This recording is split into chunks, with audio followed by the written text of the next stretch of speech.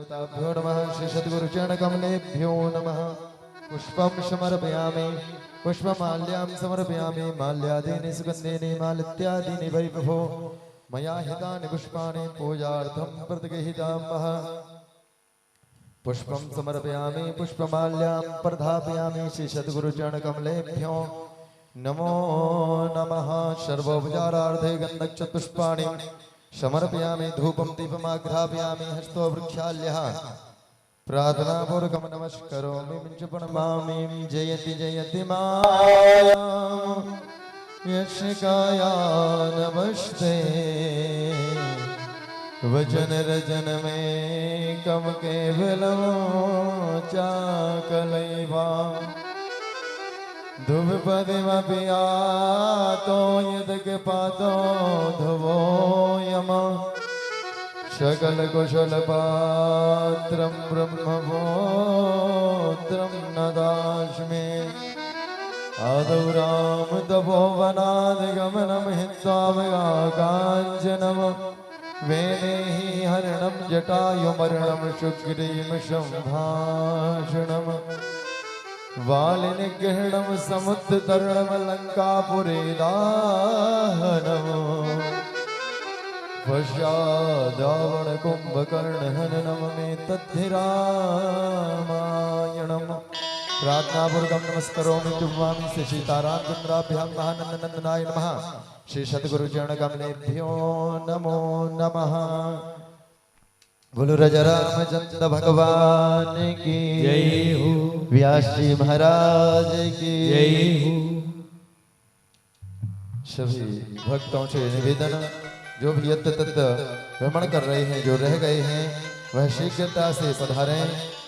परम पूज्य चित्रकूट धाम से पधारी दीदी जी पधार चुके हैं। आप सभी से मेरा निवेदन, अपने अपने गृह कार्य से निवृत्त होकर के शिक्षा से कथा पंडाल में पधार के अपने जीवन को धन्यमय पुण्यमय पवित्रमय करें। जय जय श्री राधे। सभी अपने अपने स्थान पर खड़े हो जाएं। रामचरितमानस की आरती, इसके बाद परम पूज्य दीदी जी आप सभी को कथा रसपान कराएंगे। ओम ज्वाला मालिन्यै नमः रत्नेश्वरी नमः सर्वोपचारार्थे पूज्यामि।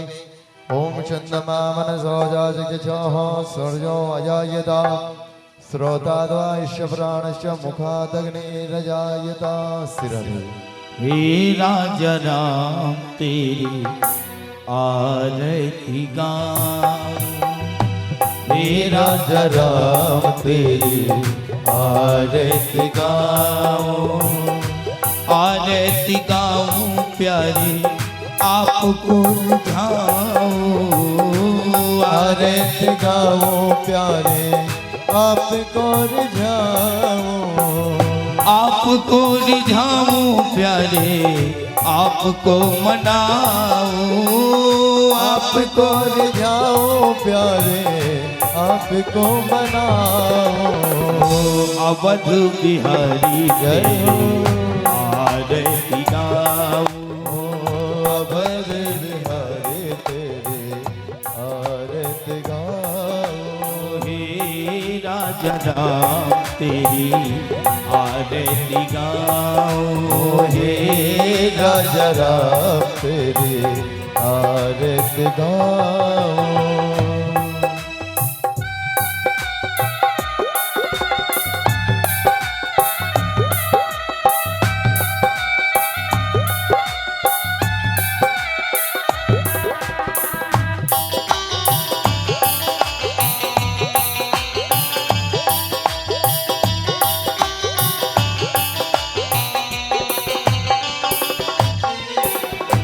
कनक सिंहासन राजत जोड़ी, कनक सिंहासन राजत जोड़ी, दशरथ नंदन जनक किशोरी, दशरथ नंदन जनक किशोरी।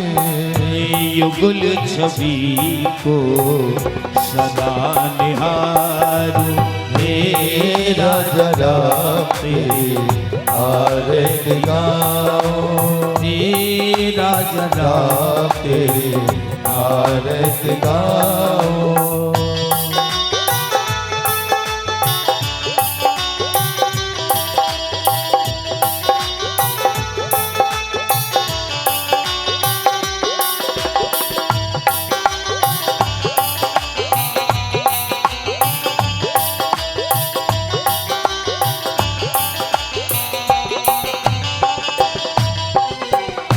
वाम भाग शोभित जग जननी वाम भाग शोभित जग जननी चरण विराजत सुत अंजनी चरण विराजत सुत अंजनी उन चरणों को सदा पखारूं हे राजा राजा तेरी आरती गाओ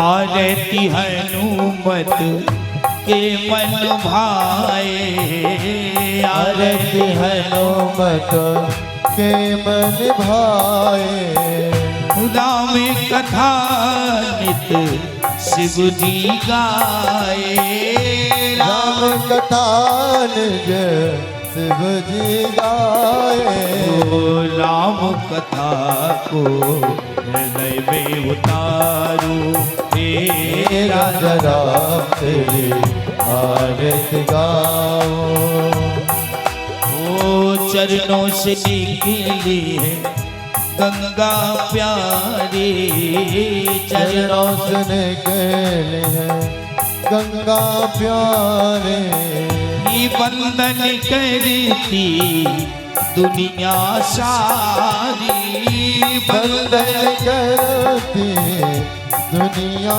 सारी उन चरणों में शीश नवाऊं हे राजा राम तेरी आरती गाओ अवध बिहारी तेरी आरती गाओ हे राजा राम तेरी आरती गाओ राम राम जय राजा राम राम राम जय सीता राम राम जय राजा राम राम राम जय सीता राम राम राम जय राजा राम राम राम जय सीता राम राम राम जय राजा राम राम राम जय सीता राम राम राम जय राजा राम राम राम जय सीता राम राम राम जय राजा राम राम राम जय सीता राम कर्पूरी गौरम करुणावतारम संसार सारम भुजगेन्द्रहार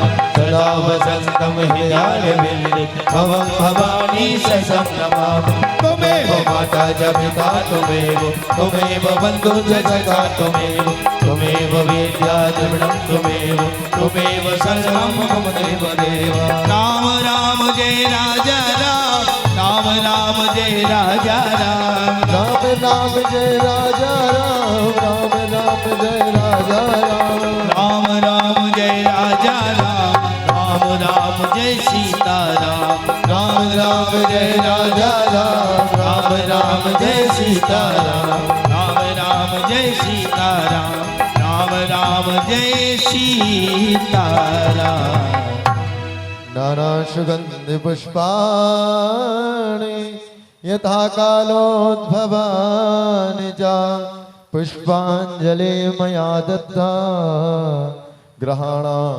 परमेश्वरः ॐ एकदन्ताय विद्महे वक्रतुण्डाय धीमहि तन्नो श्रीदन्तिः प्रचोदयात् श्री सीतारामचन्द्राभ्यां नमः चरणारविन्देषु मन्त्रपुष्पाञ्जलिं समर्पयामि बोलो राजा रामचंद्र भगवान की बांके बिहारी लाल की व्यास जी महाराज की जय जय श्री सीताराम। सभी भक्त अपने अपने स्थान पर विराजमान हो जाएंगे। परम पूज्य दीदी जी से निवेदन, हम सभी को षष्ठम दिवस की कथा रसपान करा के हमारे सब लोगों का जीवन धन्यमय पुण्यमय पवित्रमय करें। जय जय श्री राधे, जय जय श्री सीताराम। हरि ओम।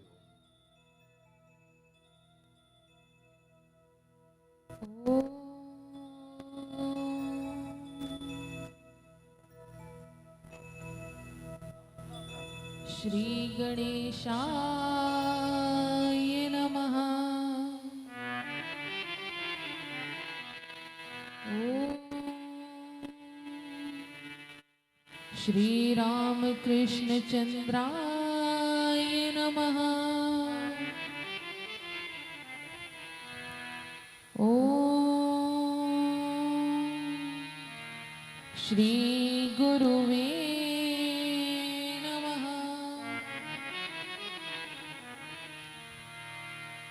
शुक्लांबरधरं देवं शशिवर्णं चतुर्भुजं प्रसन्नवदनं ध्यायेत् सर्वविघ्नोपशान्तये।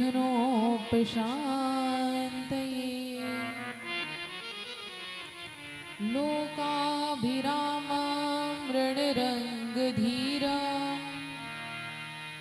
राजीवनेत्रं रघुवंशनाथं कारुण्यरूपं करुणाकरान्तं श्रीराम शरणं प्रपद्ये। मनोजवं मारुततुल्यवेगं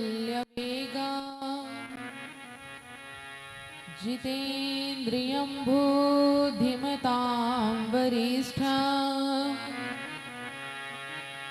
वातात्मजं वानरयोत्तमोख्यं श्रीरामदूतं शरणं प्रपद्ये। भक्ति भक्त भगवंत गुरु चतुह नाम वपुए,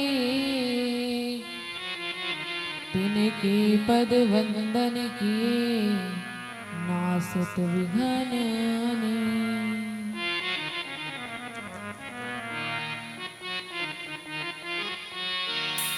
नीलांबुज श्याम मलकोमलांगं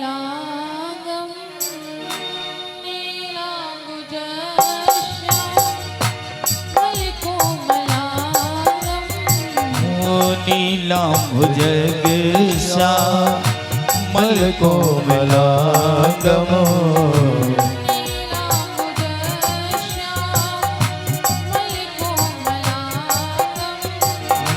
नीलांबुजग श्यामल कोमलांगम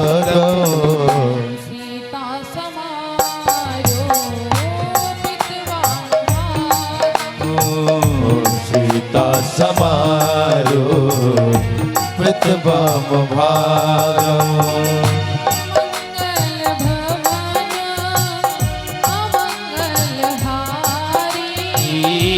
मंगल भवन अमंगल हारी।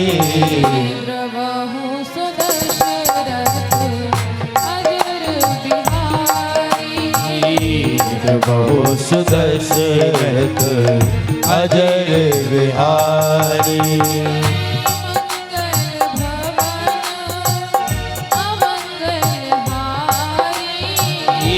मंगल भवन अमंगल हारी।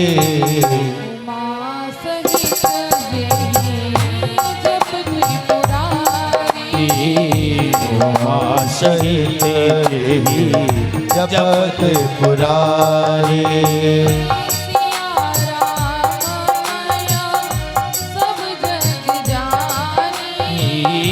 सिया राम मय सब जग जाने।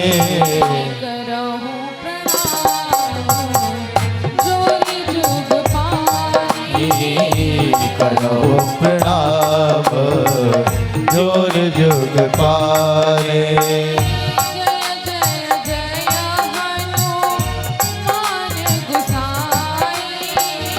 जय जय जय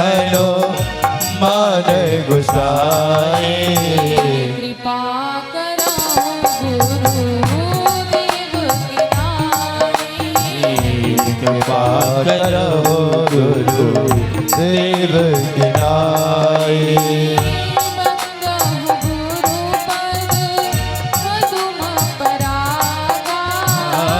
बंदहु गुरु पद पदम परागा। सुरुचि सुवास सरस अनुरागा। सुरुचि सुवास सरस अनुरागा।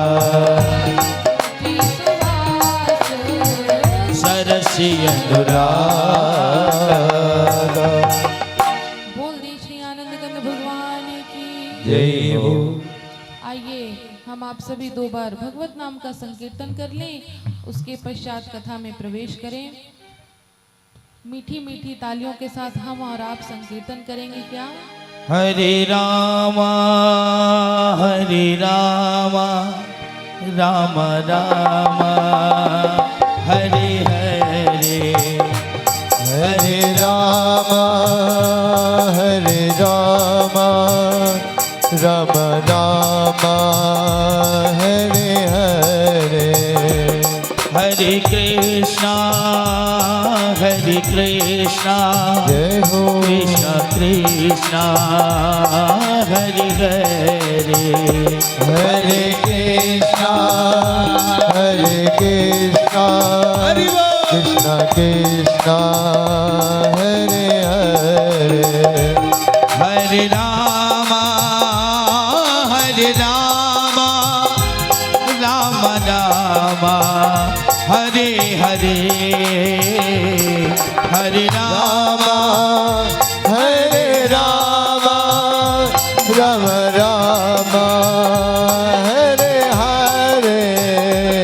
हरे कृष्णा जय हो। हरे कृष्णा कृष्णा हरे हरे।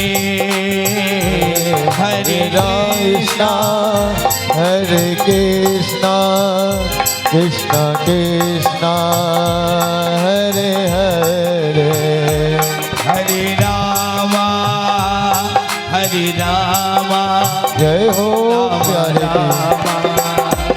हरे हरे। हरे रामा राम राम हरे हरे। हरे राम हरे राम हरे राम हरे हरे। हरे राम हरे राम हरे राम हरे हरे। हरे कृष्ण हरे कृष्ण हरे जय हो। हरे हरे। हरे कृष्ण कृष्ण कृष्ण हरे कृष्ण कृष्ण कृष्ण हरे कृष्ण कृष्ण कृष्ण हरे हरे। हरे राम राम हरे हरे। हरे राम राम राम हरे हरे। राम हरे हरे राम राम हरे हरे। राम राम हरे हरे।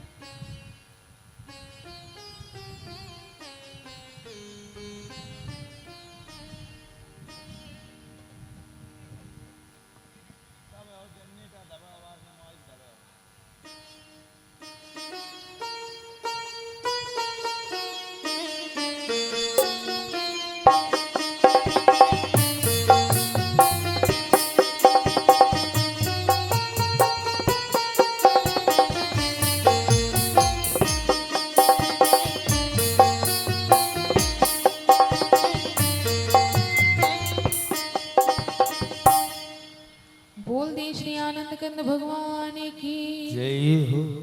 राजा रामचंद्र जी सरकार की जय हो। सियावर रामचंद्र जी सरकार की जय हो, श्री चित्रकूट धाम की जय हो, श्री कामतानाथ जी भगवान की जय हो, श्री गोस्वामी तुलसीदास जी महाराज की जय हो, श्री हनुमान जी महाराज की जय हो। अनंत अनंत कोटि ब्रह्मांड नायक परात्पर ब्रह्म श्री राघव जी के चरणों में बार बार प्रणाम। भूत भावन भोलेनाथ जी के चरणों में शत शत नमन। गोस्वामी तुलसीदास जी के चरणों में बार बार प्रणाम। श्री गुरुदेव जी के चरणों में शत शत नमन। आज हम आप सभी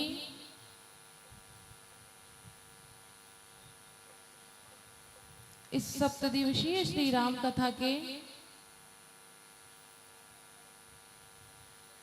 कौन से दिवस में एकत्रित हुए?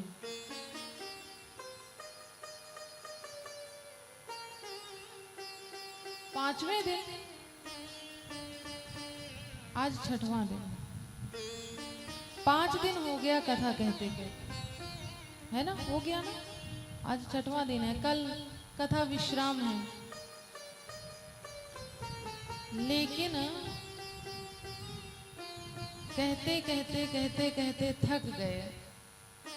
अंततः आज हमने जानबूझ के बोला ही नहीं। हमने कहा देखे शायद कोई बोले कि आप कुछ भूल रही हैं कहना, लेकिन सब बैठे हैं, किसी ने आवाज नहीं दी, किसी ने कुछ नहीं कहा कि नहीं आज आप कुछ भूल रही हैं। अभी भी बहुत लोगों को याद नहीं होगा कि क्या भूल रहे हैं।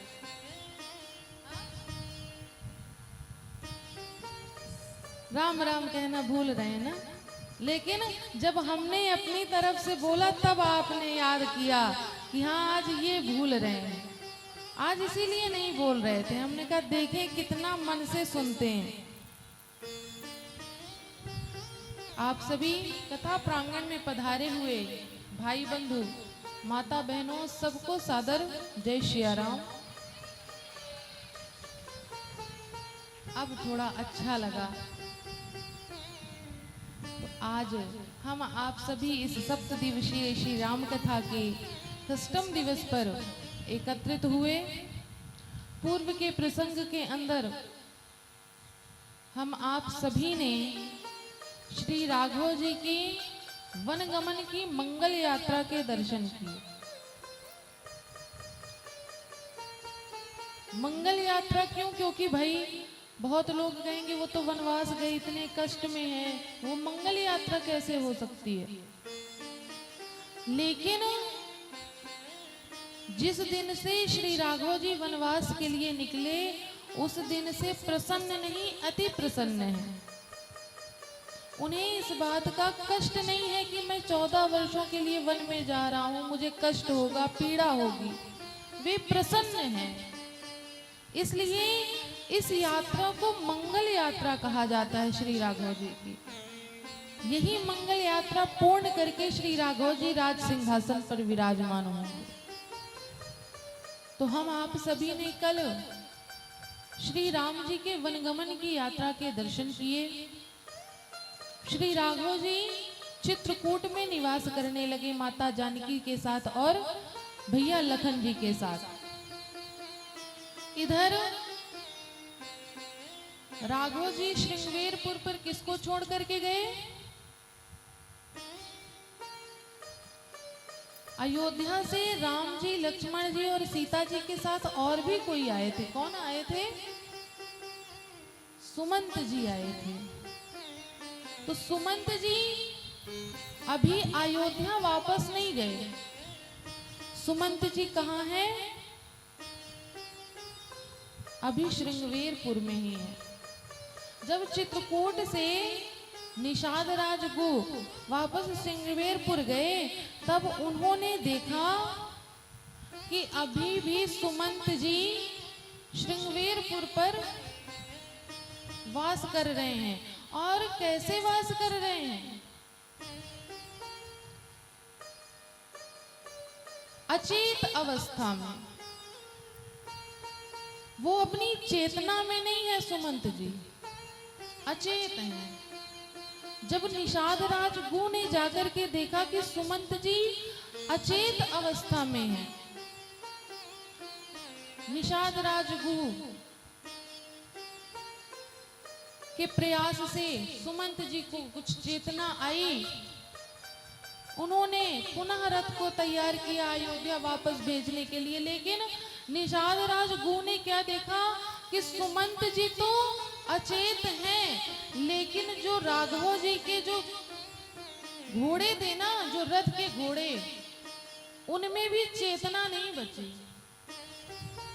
जो राघव जी के घोड़े थे, क्योंकि राघव जी दक्षिण की दिशा की ओर गए थे, उन घोड़ों ने देखा कि मेरे राघव जी दक्षिण की ओर गए हैं। जब से राघव जी गए तब से वो घोड़े दक्षिण की तरफ ही निहार रहे थे कि देख दक्षिण दिश है ही नहाई, और सोच रहे हैं कि रोज तो राघव जी मेरे ऊपर जब सवारी करते थे तो अभी तक आ जाते थे, लेकिन आज इतने दिवस बीत गए अभी तक क्यों नहीं आए।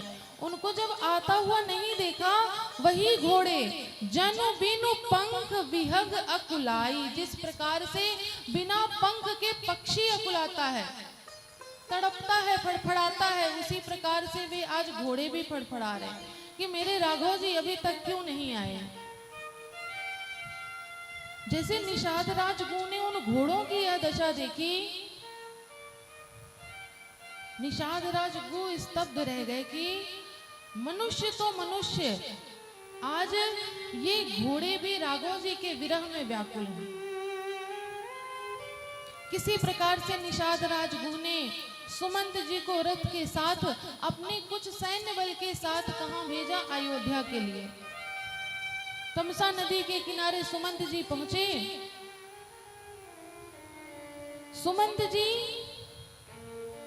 ने कहा कि मैं दिन में अपने इस मुख को अयोध्या ले जाने के योग्य नहीं रहा, इसलिए मैं मध्य रात्रि में जाऊंगा, जिससे यह मेरा मुख कोई ना देखे, क्योंकि मैं किस मुख से कहूंगा कि मैं आपके राम को ला नहीं पाया। इसलिए मैं मध्य रात्रि में जाऊंगा, जब सब सो रहे होंगे। रात्रि हुई, सुमंत जी अयोध्या पहुंचे।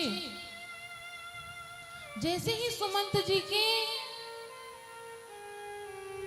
आने की खबर राजा दशरथ जी ने सुनी, मानो उनमें नए प्राण आ गए हैं। जब से राघव जी गए थे तब से वे अचेत थे, मूर्छित अवस्था में थे। वे सब सुन तो रहे थे, लेकिन कुछ बोलने की उनके अंदर क्षमता नहीं बची थी, अचेत थे। लेकिन जैसे ही सूचना मिली कि सुमंत जी आए हैं, ऐसा लगा कि मानो महाराज के अंदर नए प्राण, नई ऊर्जा आ गई हो। वे तुरंत उठे और राम राम राम राम कहने लगे कि मेरा राम आ गया, मेरा राम आ गया, मेरा राम आ गया। जैसे सुमंत जी को देखा, कहने लगे कि राम कुशल कहूं सखा सनेही, कह रघुनाथ लखन वैदेही। कि हे सुमंत जी, मेरे रघुनाथ और लक्ष्मण और वैदेही कहाँ हैं, दिखाई क्यों नहीं दे रहे। सुमंत जी ने कहा कि महाराज, जिस प्रकार आप धर्मशील हैं, उसी प्रकार से आपके पुत्र राघव भी धर्मशील हैं। उन्होंने अपने कुल की परंपरा को नहीं तोड़ा महाराज। मैंने बहुत समझाया, मैंने राघव जी को भी समझाया, वैदेही जी से भी विनती करी, लेकिन वे तीनों आने को तैयार नहीं हुए महाराज। मुझे बरबस आना पड़ा वापस अयोध्या। मैं तो चाहता था महाराज कि मैं अब कभी अयोध्या आऊं ना, मेरे प्राण चले जाएं, लेकिन विधाता इतना कठोर है कि उसने मेरे प्राण नहीं हरे। मुझे यह सूचना देने के लिए जीवित रखा महाराज। जैसे ही दशरथ जी को ये सुनाई दिया कि राम, लखन और वैदेही नहीं आए, उसी समय पर कौशल्या अम्बा से कहते हैं कि महारानी, आज मुझे उस अंधे माता पिता का श्राप याद आ रहा है। कौशल्या अम्बा बहुत समझाती कि महाराज व्यथित ना हो, राघव आ जाएंगे, 14 वर्ष की ही बात है। लेकिन दशरथ जी की व्याकुलता बढ़ती गई, अधीरता बढ़ती गई और अंततः परिणाम क्या हुआ कि राम राम कहि राम कहि, राम राम कहि राम, तनु परिहरि रघुवर विरह, राव गए सुरधाम।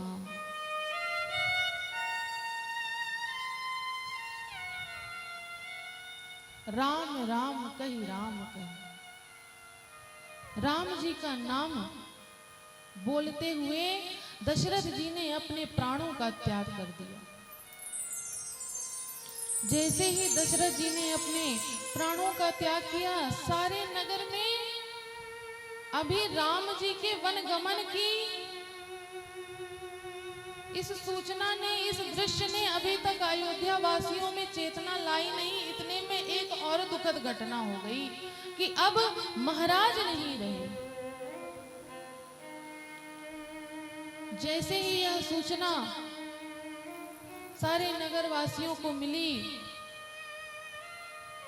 वशिष्ठ जी का आगमन हुआ।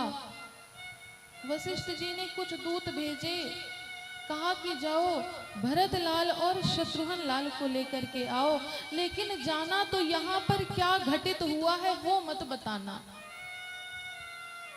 केवल इतना कहना कि आपको गुरु जी ने याद किया है, आप तत्काल अयोध्या चलिए।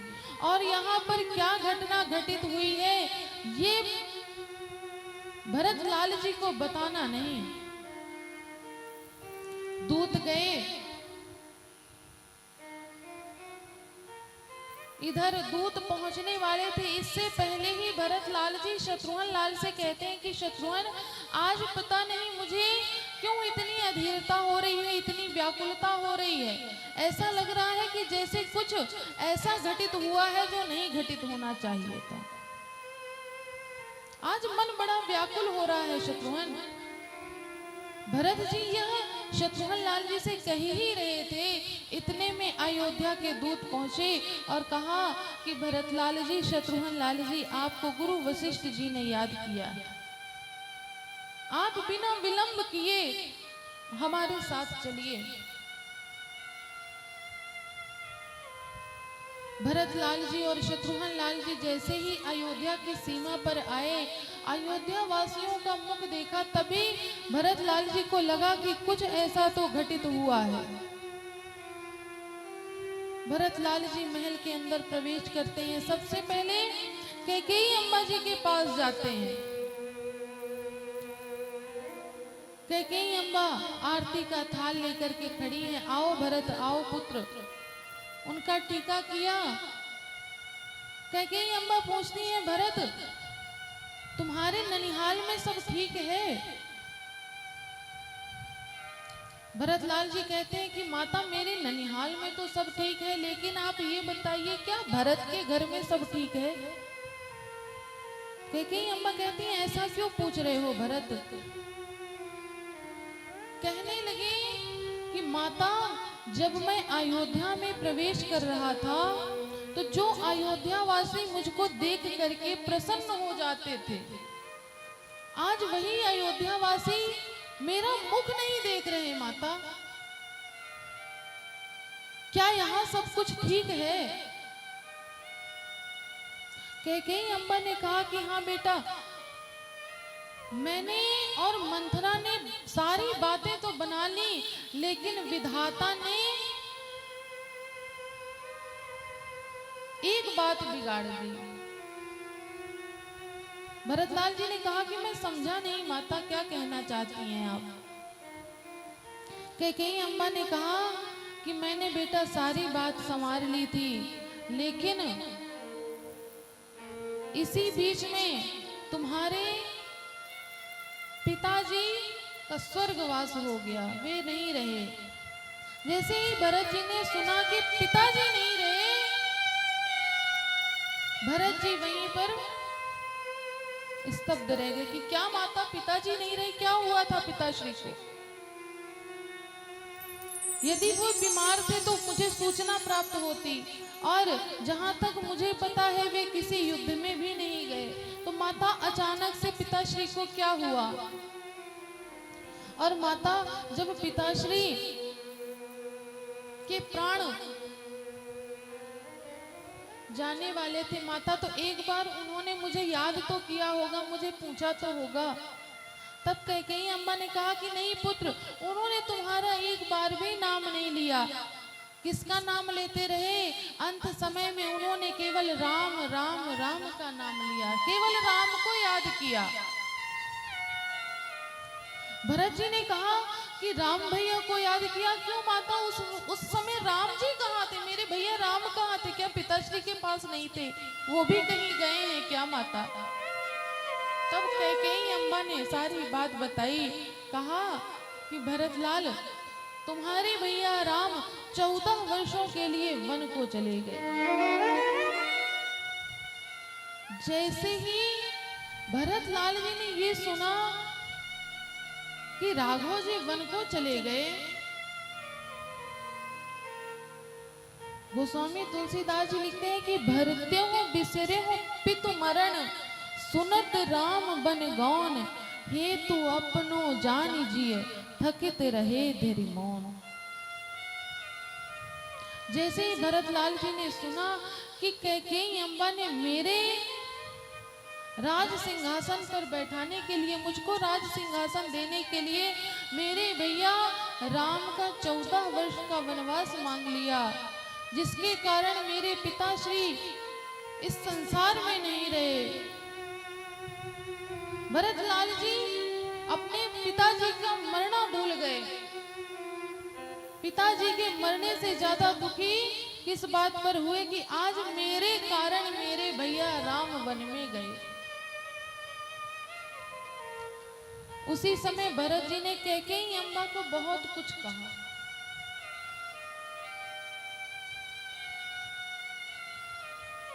कैकेयी अम्बा से यहाँ तक कि कह दिया भरतलाल जी ने अंत में कि आज से आप मेरी माता नहीं हैं। आज से न मैं इस कभी कक्ष में आऊंगा और ना ही मैं आपको कभी माता कहूंगा।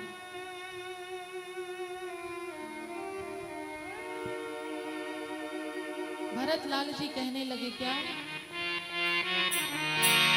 ओ मैया तेने काठानी मन में नाम सिया भेज दयरी बन में, नाम सिया भेज दयरी बन में। ओ हटीली तेने काठानी मन में नाम सिया भेज दयरी बन में, राम सिया भेज दयरी बन में।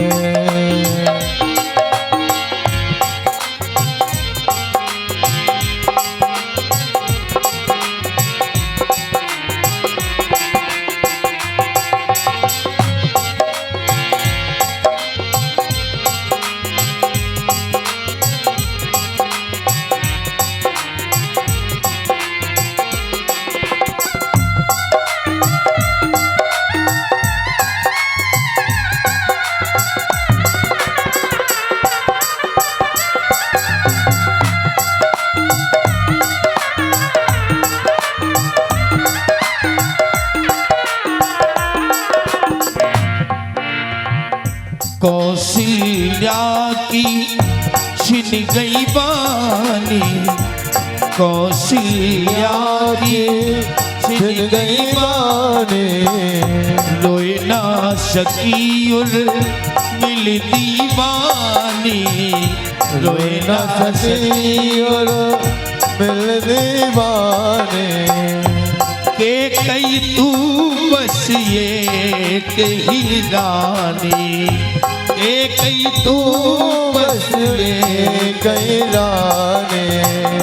रह गई महलन में नाम सिया भेज गए वन में, राम सिया भेज गए वन में।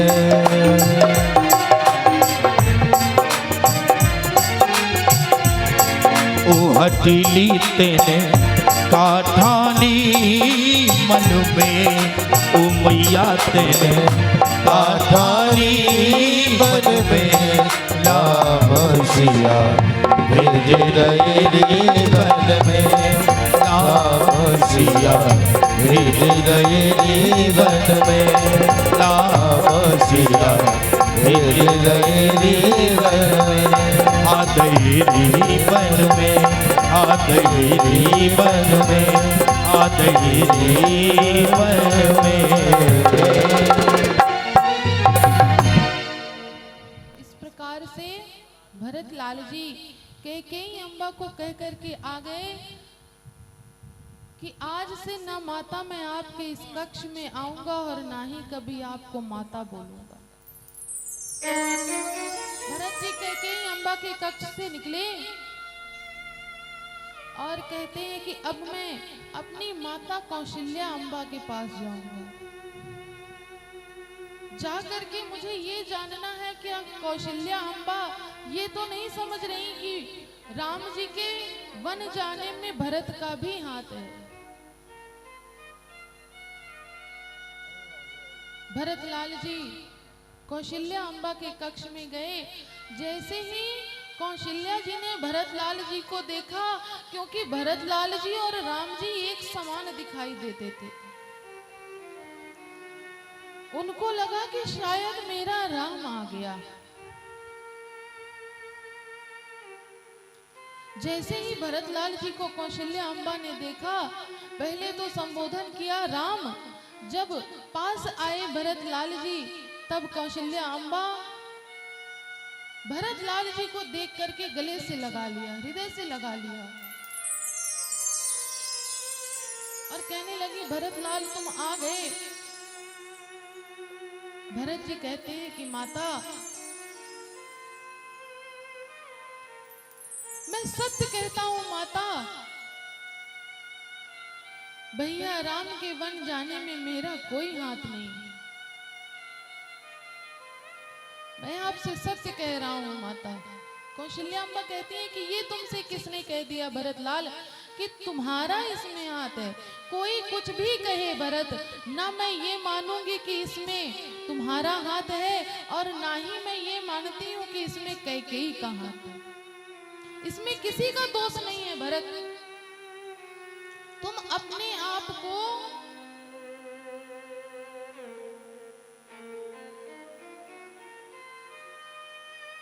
लेकिन भरत लाल जी कौशल्या अम्बा के गले लग के रोए जा रहे हैं, रोए जा रहे हैं, रोए जा रहे हैं। कहने लगे भरत लाल माता आज से आप ही बस मेरी माता हैं और मैं किसी को नहीं। आप और सुमित्रा माता मेरी माता है। मैं कैकेयी जी को अपनी माता नहीं मानता। जिन्होंने मेरे प्रभु श्री राम को वन भेज दिया, मैं उनको अपनी आज से माता नहीं कहूंगा। माता आज से आप ही मेरी माता हैं, आप ही मेरी जननी है माता। कौशल्या जी ने भरत लाल जी को बहुत समझाया कि इसमें भरत कैकेयी का कोई दोष नहीं है, तुम व्यर्थ ही कैकेयी को दोषी मान रहे हो। भरत लाल जी ने कहा कि हाँ माता शायद आप सत्य कह रहे हैं, इसमें कैकेयी जी का दोष नहीं है, सारा दोष मेरा है। क्यों दोष मेरा है? ना मैं जन्म लेता और ना मेरी माता कैकेयी के अंदर ये भावना आती कि उनका पुत्र राज सिंहासन पर बैठे और ना ही राम जी वन को जाते। सारा दोष मेरा है माता। इसमें ना कैकेयी जी का दोष है, ना मेरे पिताजी का दोष है, ना विधाता का दोष है, सारा दोष मेरा है माता। ना मैं जन्म लेता और ना ही यह दिन आता। कौशल्या जी ने बहुत समझाया भरत जी को, लेकिन भरत लाल जी मानने को तैयार नहीं थे। उसी समय पर वशिष्ठ जी आते हैं। वशिष्ठ जी ने कहा कि भरत, अभी यह वार्तालाप का समय नहीं है, दोषारोपण का समय नहीं है। अभी महाराज की अंत्येष्टि करने का समय है। पहले महाराज की अंत्येष्टि कर दो, अंतिम संस्कार कर दो, उसके पश्चात सभा में इस विषय में वार्तालाप होगा। गुरु जी की बात मान करके भरत जी ने राजा दशरथ जी की अंत्येष्टि करी। अंत्येष्टि के बाद जो भी कर्म होते हैं, जो भी विधियां होती हैं, जो भी रीतियां होती हैं, सब भरत लाल जी ने करी। उसके पश्चात सभा बैठी, सारे सभावासी विराजमान हुए, तीनों माताएं बैठी, वशिष्ठ जी बैठे। वशिष्ठ जी ने कहा कि सुनो भरत भावी प्रबल, विलख कहो मुनिनाथ, हानि लाभ जीवन मरण, यश अपयश विधि हाथ। कि भरत, जो तुम दुखी हो रहे हो, और दुख किस बात का हो रहा है कि तुम ये समझते हो कि इसमें सारा दोष तुम्हारा और तुम्हारी माता का है, तो भरतलाल ये सत्य नहीं है। 6 चीजें हमारे हाथ में नहीं होती हैं। कौन सी? हानि लाभ जीवन मरण और यश अपयश विधि हाथ। ना हमारे हाथ में किसी कार्य को करने से हानि हमारे हाथ में है, ना लाभ हमारे हाथ में है, ना जीवन हमारे हाथ में है, ना मरण हमारे हाथ में है, ना यश हमारे हाथ में है, ना अपयश हमारे हाथ में है। यह सब विधि लिखित होता है। जो विधाता लिख देते हैं हमारे भाग्य में, वही होता है। केवल हम और आप माध्यम बन जाते हैं। जब किसी के यहाँ कोई घटना घटित होती है, उस समय पर जो भी वहां पर उपस्थित होता है, तो व्यक्ति उसी के ऊपर दोषारोपण करने लग जाता है कि तुम्हारे कारण ऐसा हुआ, तुम यदि ऐसा ना करते तो शायद आज ये ना होता। लेकिन हम आप केवल माध्यम बनते हैं, चाहे वह अच्छे का माध्यम हो, चाहे वह बुरे का माध्यम हो। होता सब विधाता के ही, जो लिखा होता है विधाता ने वही होता है। इसलिए कभी अपने जीवन में किसी पर दोषारोपण नहीं करना चाहिए कि तुम्हारे कारण हमारा इतना नुकसान हो गया, तुम्हारे कारण हमारे साथ ये हो गया, तुम ना होते तो आज ये घटना ना घटित होती। ये बंद किया जाए,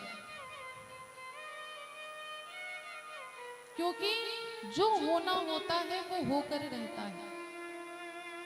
वशिष्ठ जी यही समझा रहे हैं भरतलाल जी को कि भरतलाल, जो विधि में लिखा था वही हुआ, इसमें न तुम्हारा दोष है और न तुम्हारी माता कैकेयी का दोष है।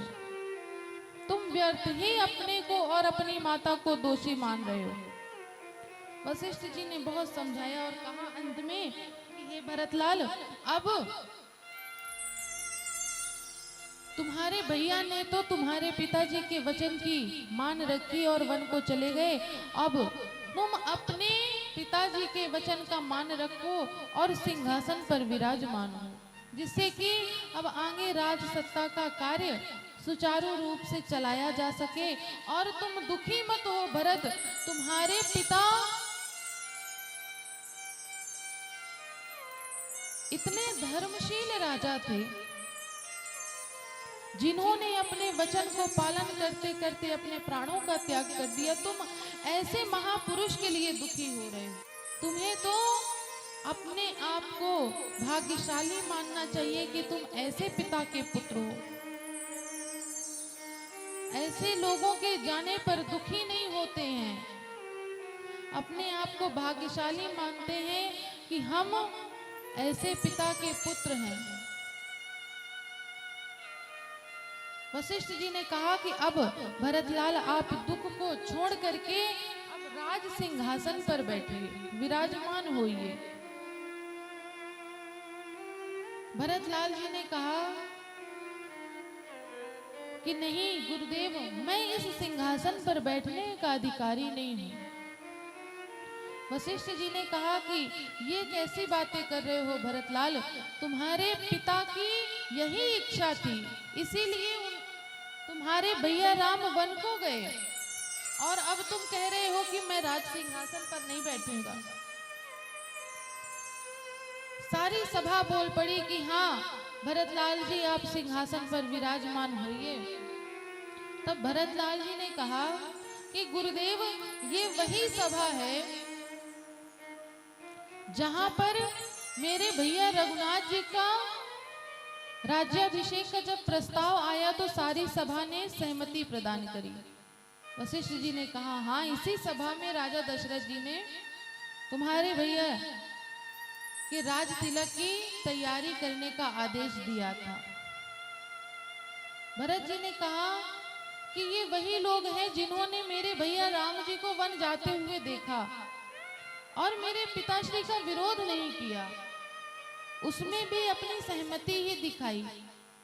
हाँ बोल करके नहीं, लेकिन ना बोल करके तो अपना सुझाव नहीं दिया, उन्होंने कुछ नहीं कहा, ना हाँ बोला ना बोला जब मेरे भैया वन को जा रहे थे। और आज जब मेरे गद्दी पर बैठने का समय आया तो भी ये सभा हाँ बोल रही है। मैं इस सभा की बातों में आने वाला नहीं हूं। इस सभा की बातों में मेरे भैया आए, मेरे पिताश्री आए, लेकिन मैं नहीं आऊंगा। वशिष्ठ जी ने कहा कि ऐसी बात नहीं है भरत, तुम इस सिंहासन पर विराजमान हो, हम सबकी यही इच्छा है। इतने में माता कौशल्या ने भी कहा कि हाँ भरत पुत्र, एक बेटा एक पुत्र तो मेरा वन को चला गया, लेकिन जाते जाते उसने यही कहा था कि माता जितना प्यार जितना प्रेम आप मुझसे करती हैं उससे 2 गुना प्रेम मेरे भाई भरत से करिएगा, क्योंकि जब मैं नहीं रहूंगा, वन चला जाऊंगा, तो मेरे भैया भरत बड़ा दुखी होगा। मेरा भाई भरत, उसको आप संभालिएगा। और जब वो, मुझे पता है, मैं जानता हूँ अपने भरत को, वो इतनी आसानी से राजगद्दी पर नहीं बैठेगा। तब माता आप मेरे भरत को समझाइएगा कि वह गद्दी पर विराजमान हो जाए। कौशल्या अम्बा ने भी भरत जी को समझाया। भरत जी ने कहा कि माता आप किसको सिंहासन पर बैठते हुए देखना चाहती हैं? जिसके सिंहासन पर बैठने की बात से उसके भैया वन को चले गए, उसके पिता संसार छोड़ करके चले गए, अभी वह सिंहासन पर बैठा नहीं है और इतना कुछ अपशगुन हो गया, घटित हो गया। यदि वह सिंहासन पर बैठ जाएगा तो पता नहीं क्या हो जाएगा। माता मेरे जैसे अभागे को इस सिंहासन पर मत बैठाइए। केवल मेरा नाम आया इस सिंहासन पर बैठने के लिए तो इतना कुछ घटित हो गया। यदि मैं इस सिंहासन पर बैठ गया माता, तो मैं भी नहीं जानता कि क्या क्या घटित हो जाए। इसलिए माता आपसे निवेदन है कि आप मुझे इस सिंहासन पर विराजमान करवाने के लिए विवश मत करिए। माता हाथ जोड़ करके आपसे विनती है। तब वशिष्ठ जी ने कहा कि अच्छा ठीक है भरत, एक काम करो, तुम्हारे भैया 14 वर्ष के लिए वनवास गए हैं, तो 14 वर्षों तक तुम राज सत्ता संभालो, और जिस दिन भरत जी आ जाएंगे, जिस दिन राम जी आ जाएंगे, उस दिन तुम राज्य राम जी को दे देना, प्रदान कर देना। वशिष्ठ जी कहते हैं कि सौंप्यूं राज्य राम के आए, और सेवा करऊं स्नेह सुहाए। वशिष्ठ जी ने यही कहा कि सौंप्यूं राज्य राम के आए, लेकिन भरत लाल जी के मन में क्या चल रहा था कि राम जी सिंहासन पर बैठे, राम जी का राज तिलक हो। तो जब हमारे मन में कुछ बात चल रही होती है, कोई भी बात चल रही होती है जो हम चाहते हैं कि ऐसा हो, तो जो सामने वाला बोलेगा उसकी बातों में भी हमें अपनी मंशा समझ में आएगी कि ये जो ये बोल रहे हैं, ये क्या बोल रहे हैं, ये हमें नहीं समझ में आएगा। हमें अपनी मंशा उसमें हम जोड़ लेंगे, अपनी कामना जोड़ लेंगे।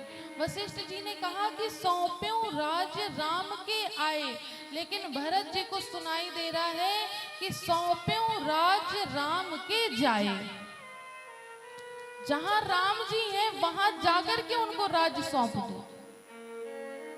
भरत जी के मन में जैसे ही यह उनको लगा कि गुरुजी ने शायद ये बोला है कि सौंप्यों राज्य राम के जाए, उसी समय भरत जी ने कहा कि गुरुदेव मेरी एक इच्छा है, आपसे एक आज्ञा लेना चाहता हूँ।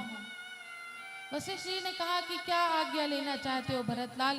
कहने लगे कि गुरुदेव मैं अपने भैया से जाकर के मिलना चाहता हूँ, मुझे अपने भैया के पास जाना है, उनके दर्शन करने हैं। वशिष्ठ जी को यह बात अच्छी लगी। उन्होंने कहा कि ठीक है, कल प्रातः ही हम राम जी से मिलने के लिए, क्योंकि राम जी चित्रकूट में निवास कर रहे हैं। सुमंत जी ने बताया था कि निषाद राज गुह ने उनको चित्रकूट में छोड़ करके आए हैं। तो एक काम करते हैं भरतलाल, कल प्रातः हम सभी राम जी के से मिलने के लिए चलेंगे। जैसे ही अयोध्या वासियों को ये सूचना मिली कि कल भरतलाल जी राम जी के पास जा रहे हैं मिलने के लिए, सारे नगरवासी तैयार हो गए, सारे अयोध्या वासी तैयार हो गए कि हम भी चलेंगे, हम भी चलेंगे, हम भी चलेंगे। अब भरतलाल जी ने वशिष्ठ जी से कहा कि गुरुदेव यदि आपकी आज्ञा हो तो राज तिलक की सामग्री साथ में लेते चलें। भैया जैसे कहेंगे तो वहीं पर उनका राज तिलक कर देंगे, वहां वन में कहाँ हम राज तिलक की सामग्री ढूंढेंगे। गुरुदेव वशिष्ठ जी को यह सुझाव अच्छा लगा। उन्होंने कहा कि ठीक है भरत, ले लो ले लो। अब प्रातः काल हुआ, तीनों माताएं, सारा मंत्रिमंडल, गुरुदेव, सारे अयोध्या वासी भरत जी के साथ चल दिए। कहाँ? चित्रकूट। भरत चले चित्रकूट हो रामा, राम को मनाने। भरत चले चित्रकूट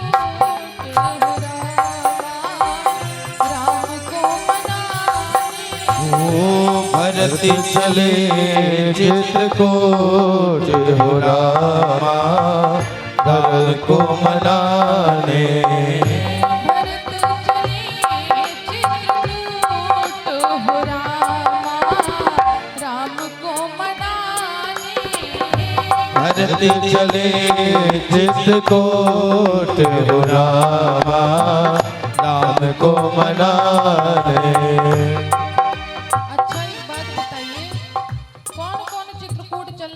भरत जी के साथ कौन कौन? पूरे पूरे हाथ उठा, मीठी मीठी तालियों के साथ। भरत चले चित्रकूट हो रामा, राम को मनाने। भरत चले चित्रकूट हो रामा, राम को मनाने।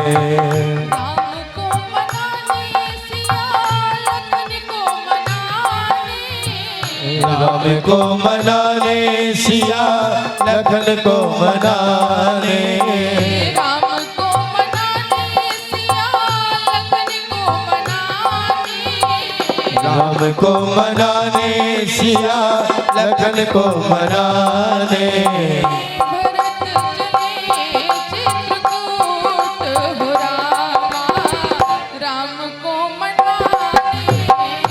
भरत चले चित्रकूट हो रामा, राम को मनाने।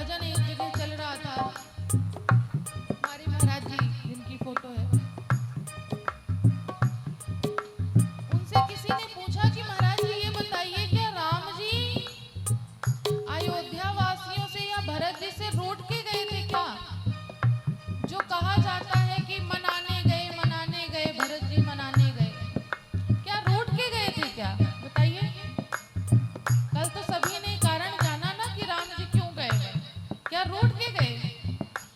नहीं ना, तो फिर क्यों कहा गया कि मनाने गए? तब महाराज जी ने कहा कि देखो, मनाना दो प्रकार का होता है। पहला मनाना, जब कोई रूठा होता है तो उसको मनाते हैं, कोई गुस्सा हो गया तो चलो उसको मना लें।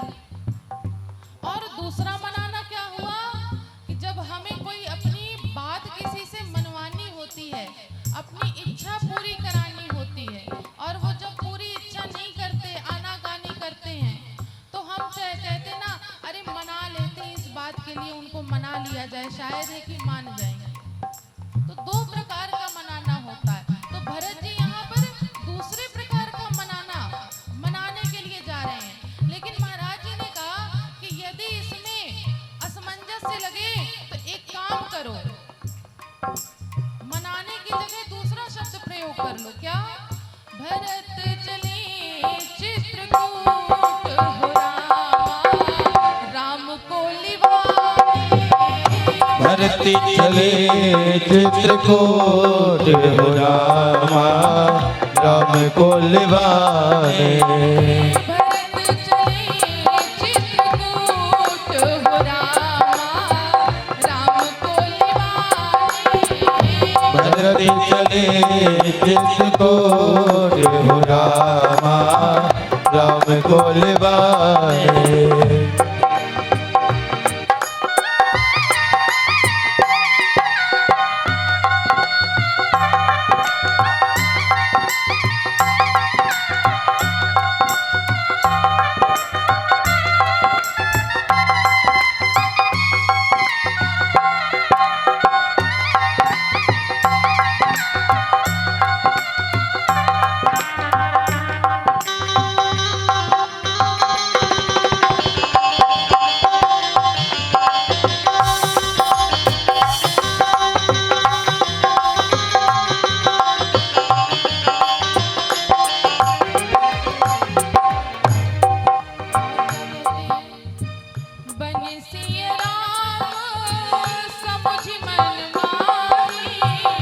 बंसिया राम समझ मन माही। बंसिया राम समझ मन माही। बंसिया राम समझ मन माही। सानुज भरत पया देहि जाहि। सानुज भरत पया देहि जाहि। सानुज भरत पया देहि जाहि। सानुज भरत पया देहि जाहि। संग साधक सब सयाने हो राम को मनाने। ओ भरत चले चित्रकूट हो रामा राम को लिवाए।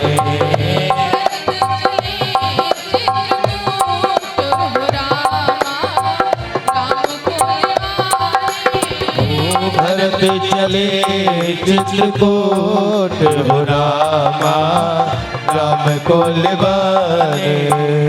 देखिए, अब भरत लाल जी चल दिए हैं रास्ते पे, और जब भरत लाल जी रास्ते पे जा रहे थे ना, तो मार्ग में जो कोई भी जान रहा था कि भरत लाल जी राम जी से मिलने जा रहे हैं, सब पीछे पीछे चल देते थे। तो जो आते भी जा रहे हैं और जो बैठे भी हैं, तो भरत जी की इस मंगल यात्रा में शामिल होना हो, पूरे पूरे हाथ उठा करके इस मंगल यात्रा में शामिल होते हैं। हाँ, भरत चले चित्रकूट हो रामा राम को लिवाए। भरत चले चित्रकूट हो रामा राम को लिवाए।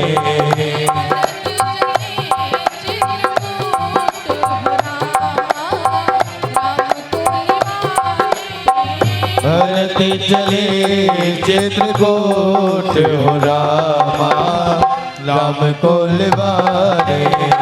भरत चले चित्रकूट हो रामा राम को निभाए।